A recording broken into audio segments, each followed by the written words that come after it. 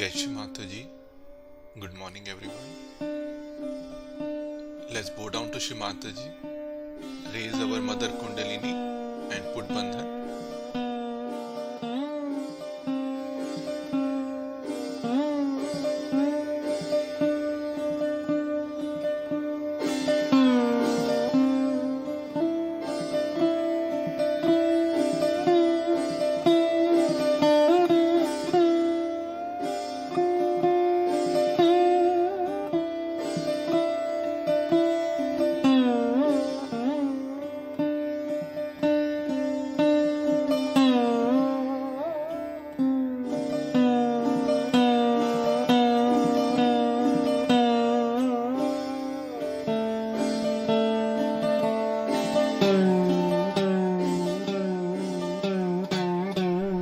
Shri Ganesh Mantra.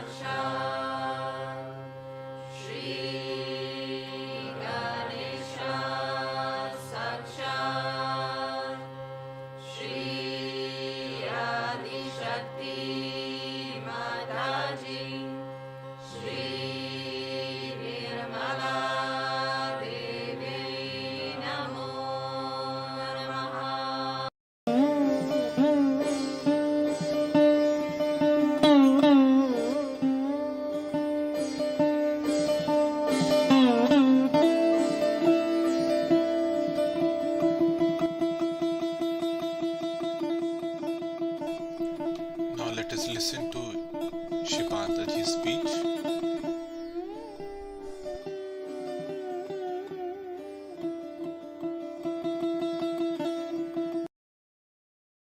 Today we have gathered here to know something about ourselves.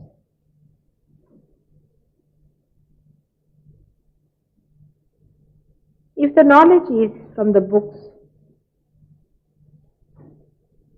or from some person who says that he knows about the self,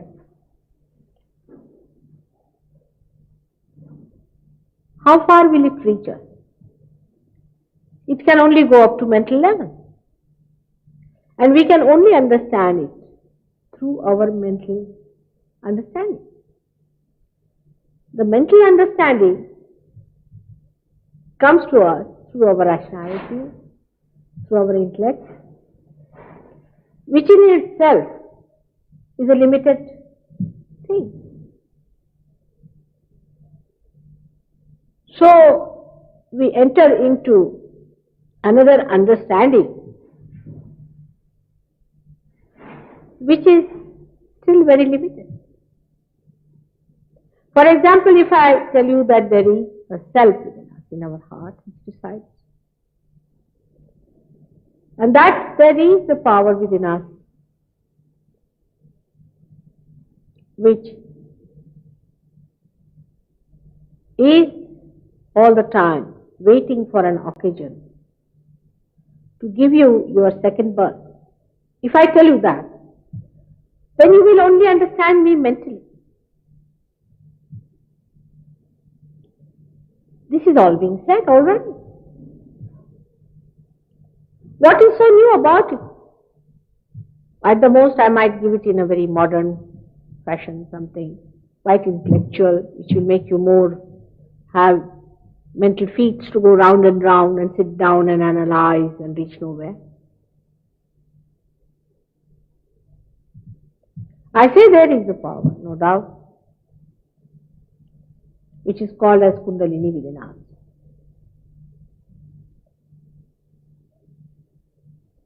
So many say that, because it is written long time back, thousands of years back. Christ has said it, that you are to be born again.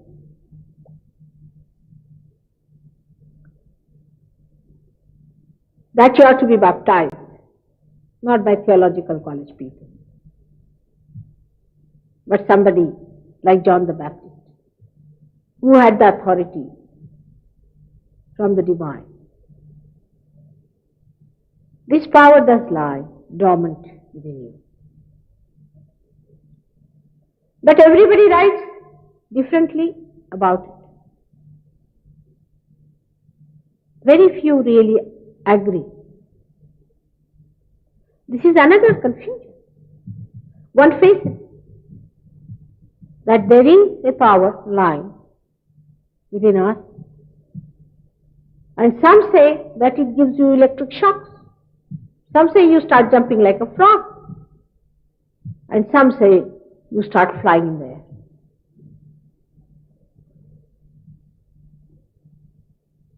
Such a confusion. While you are seekers, seekers of ages, you have been seeking.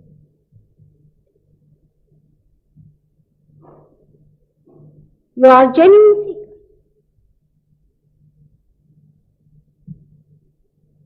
And then while seeking, you don't know where to go, what to expect, and you jump into problems.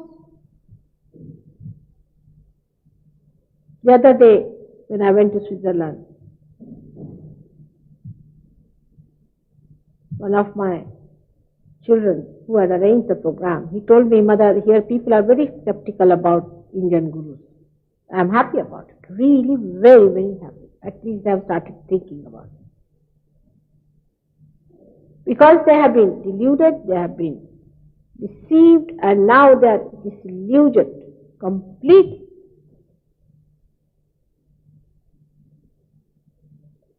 And they find it impossible to believe anyone who talks of God.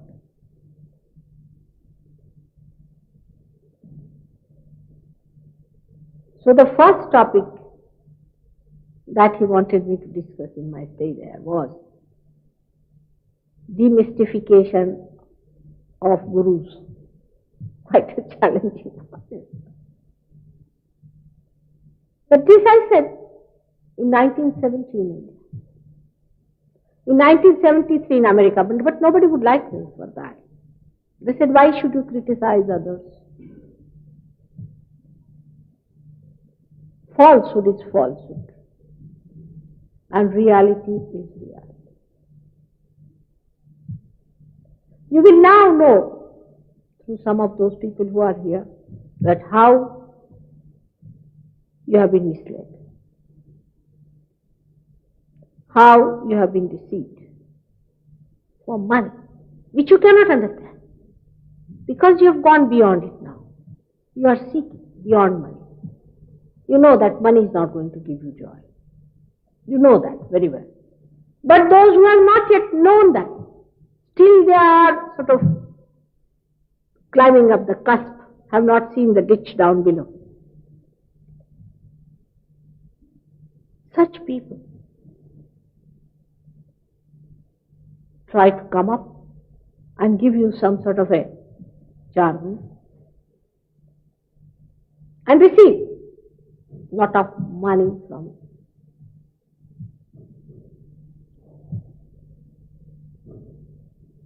It's a very shameful affair, I feel myself. But that does not mean that there is no reality. If there is no reality, how can you have copies of that? If there are no flowers, how will you create plastic flowers? So if you find somebody so unreal, you must know that you have to find out the real. And when you are finding the real, you must know that you must keep yourself absolutely alert about it, that we are not going to accept anything but real. But you can be hypnotized. You can be brainwashed. Because you don't know all these things. Somebody says some words in Sanskrit language, you get so enamored by that, as if Sanskrit language is something out of the blue. For example, some of the disciples who went to certain gurus got mantras, which if you tell an Indian, he will laugh out his stomach. Like a mantra given Ainga. Now tell an Indian, he'll laugh. That people have paid 300 pounds for such a nonsense like that, which means nothing, which cannot be a mantra. Now why do you need a guru for a mantra? There is a science about it. Because we do not go into the understanding of it and just jump onto it, because they want you, because they want money. Simple thing. It's an enterprise. You have given up everything for the sake of your seat. You have seen that the value of these material things will not take you anywhere. You have seen beyond. Your value system is different. But if the value system of some people is different from you, they can exploit you.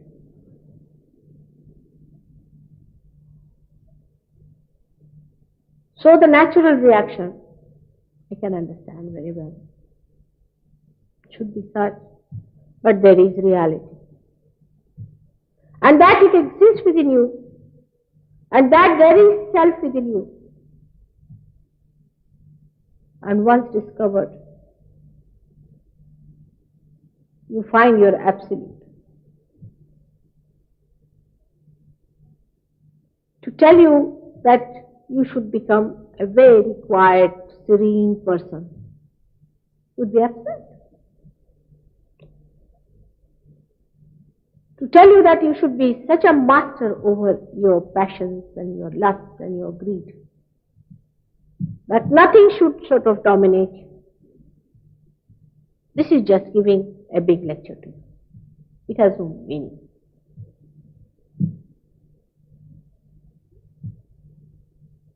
You have gripped it yourself, these things.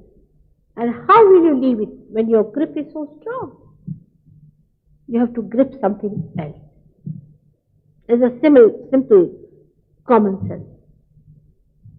If you find something much more valuable, much more dynamic, much more joy-giving, establishing your sense of security, you will give up all these nonsensical things.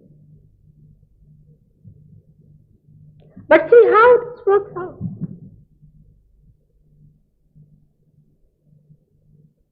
A gentleman who came from a horrible guru to me, who was absolutely pestered and finished by that guru. He used to deliver only introductory lectures. I don't know if he's here. And he said, I used to get 300 people for this introductory lecture, mother, in the same hall where you were doing lecture. What do you say to people then? Isn't it clear?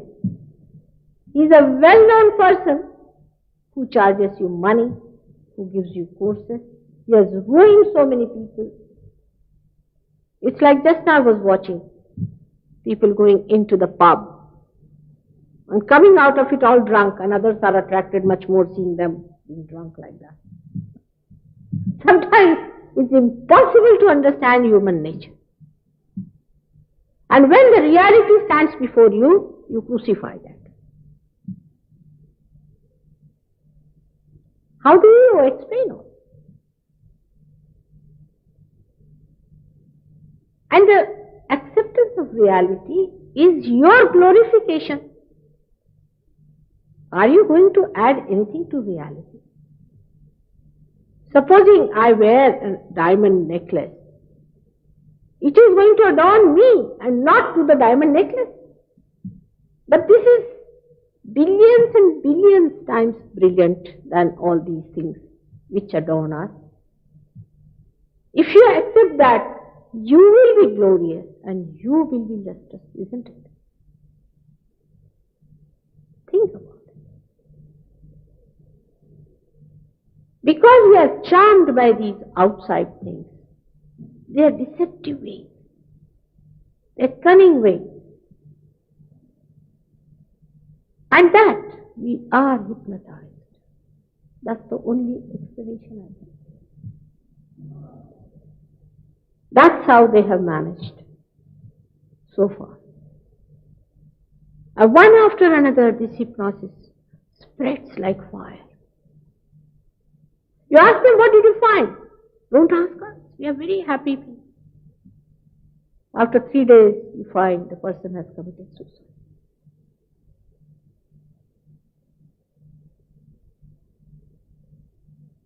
We are not aware still that this is the most important, the most fatal and vital time in the history of human beings. The last judgment has started. We are facing the last judgment today. We are not aware of it. And all the satanic forces have come out. Like the wolves in sheep's clothes. And they are trying to attract you.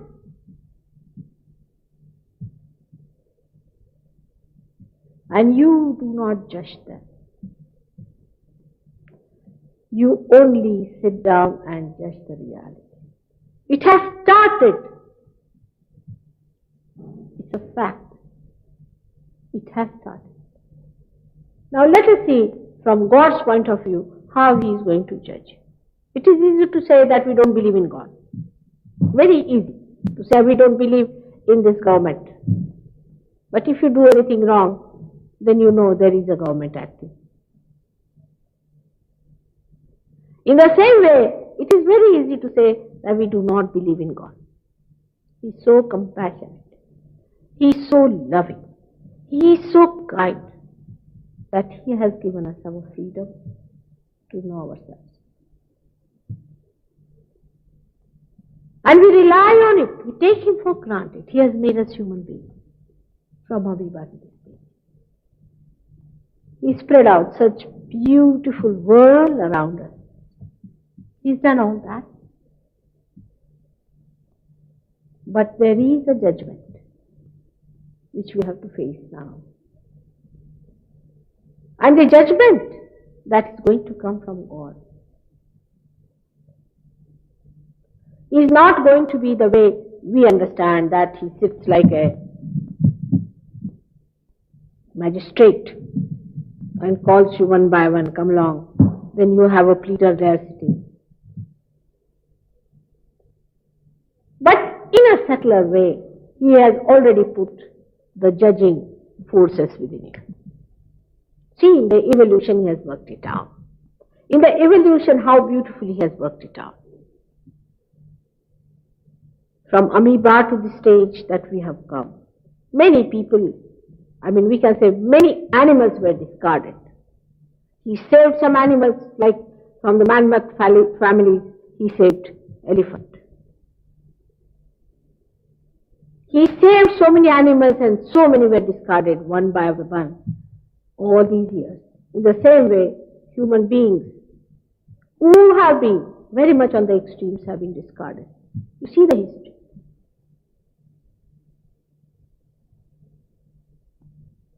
Now, you won't find anyone killing his 7 wives these days. Impossible. You cannot do it.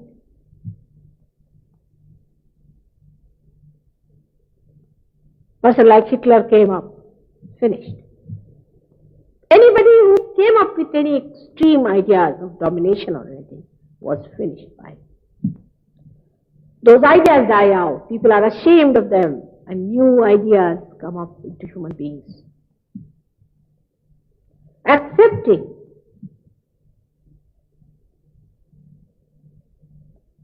balance, tranquility, peace. We are talking about it. People talk about peace. But are we really wanting peace within ourselves? And if we are really wanting it, what are we doing about it?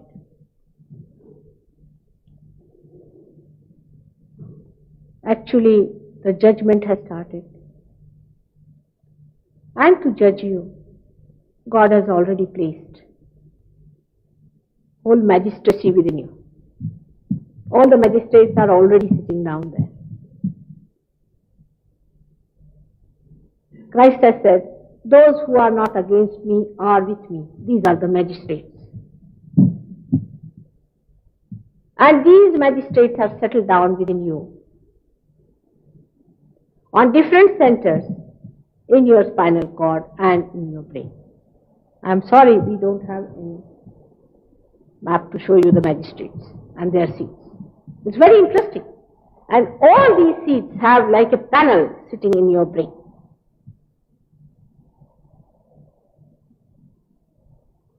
And when the light of Kundalini rises through these centers, when these centers are enlightened within you, you start enlightenment being manifested on your fingers. The end of your fingers get enlightened.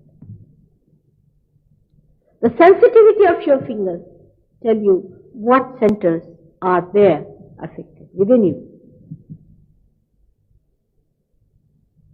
This Kundalini rises and comes up to this point, the fontanelle bone area, we can call it, or the talu azike, the soft bone here in your childhood, and it breaks it. Actually, it breaks it. You can see in a person who doesn't have much hair here, the thing just going down like a little child. First it pulsates. You can see it with your own eye. You can even see the pulsation of the Kundalini in the triangular bone, which is sacrum. And when this Kundalini rises, you can see even the movement of this Kundalini. Not in all, in some. Because if the person is first class, or you can say, if the aeroplane is first class, the landing is first class. You see, shooting off is first class. And in such a person, there is no obstruction and do not see the Kundalini pushing in. For example, when I came to this place, there was no problem on the traffic. So we just smoothly came away. Nobody noticed us. But if there was a traffic, we would be jamming here and jamming there. In the same way, when this Kundalini rises, in a person who has a little problem on his centers, it shows. You can see with your naked eye. This is what is Kundalini awakening. Not that some people say, we started jumping like a frog. Now we must use our brains. Brains have to be intact in modern times. Are we going to become frogs now, after becoming human beings? Are we going to become birds after becoming human beings? Your sciences, like psychology itself, many of them believe that you have to jump into your unconscious, achieving your collective consciousness. Very clearly it is being said by these people. Then we must expect something of that nature, where we jump into our collective consciousness. It's not that because I am saying it or anybody saying to it, but it has to happen to me. The other day I was in Hampstead. I know what is happening with someone. Some people did get their vibrations, They did feel the cool breeze coming from their hand, but some did not. And they said, yes, we've got it, and they just disappeared. This is not the way you are going to treat yourself. You have to love yourself. And you have to adore your seeking, and you have to get your fulfillment as your mother. I must tell you, this is a very serious matter. There is no guru shopping going on here. You have to get your realization. You have to get it. It's so fortunate that the time has come when you are living, and that you can have it. Because of that you took your birth during this time. Because you are seekers of very ancient times, as I told. It is written in one of our scriptures in India, called as Nala Akhyan, when Nala, one of the tortured souls, by Kali, got hold of the Kali. Now they said this is the rule of the Kali. Kali is the sinister fellow. Is the one who brings all confusion and confuses people. He confused Nala. By that he was separated from his wife. So when Nala got hold of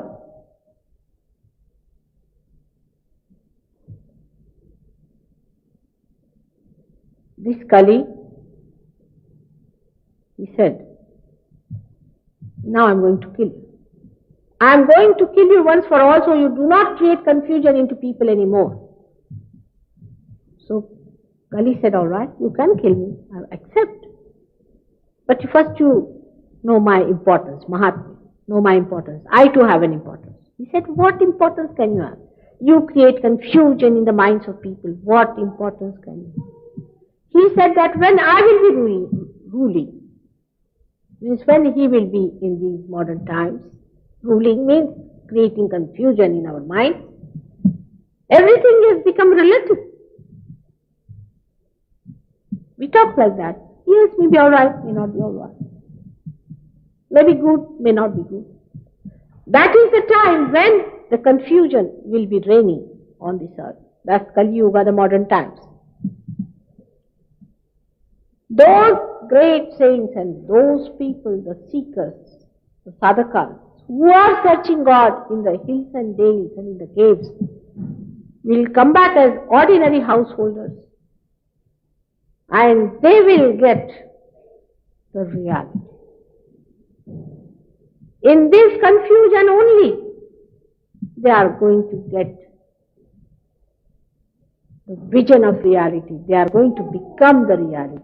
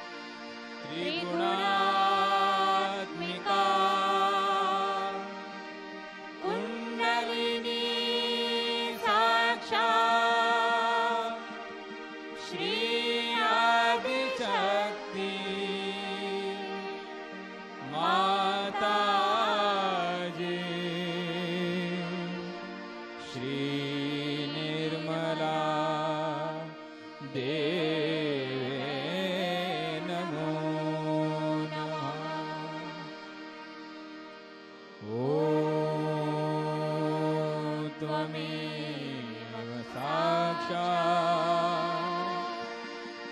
श्रीकल्की साक्षात् श्री आदिशक्ति माताजी श्री निर्मला देवे नमो नमः। ॐ त्वमेव साक्षात् श्रीकल्की साक्षात् श्री सहस्रार स्वामिनी मोक्ष प्रदायिनी माताजी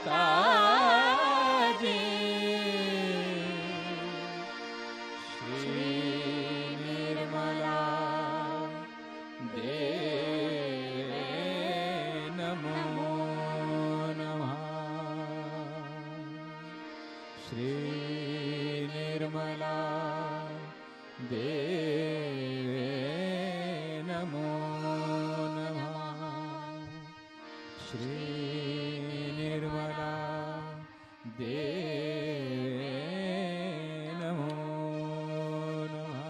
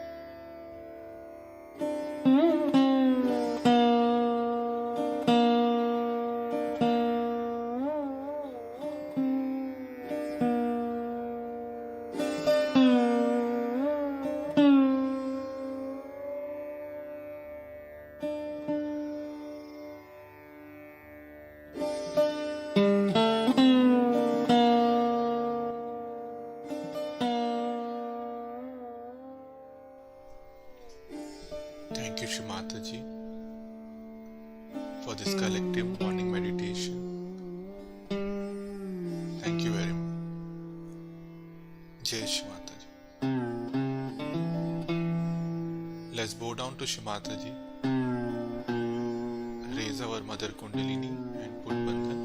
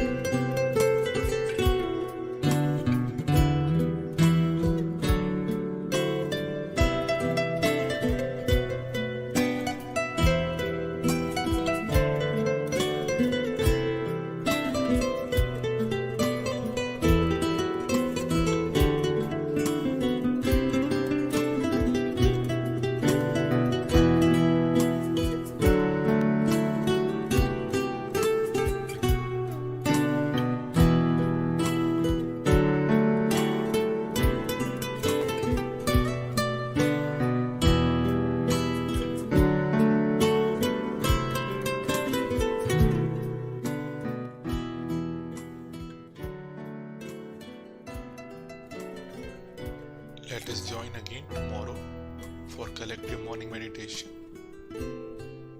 Now we are closing the stream. Jai Shri Mataji.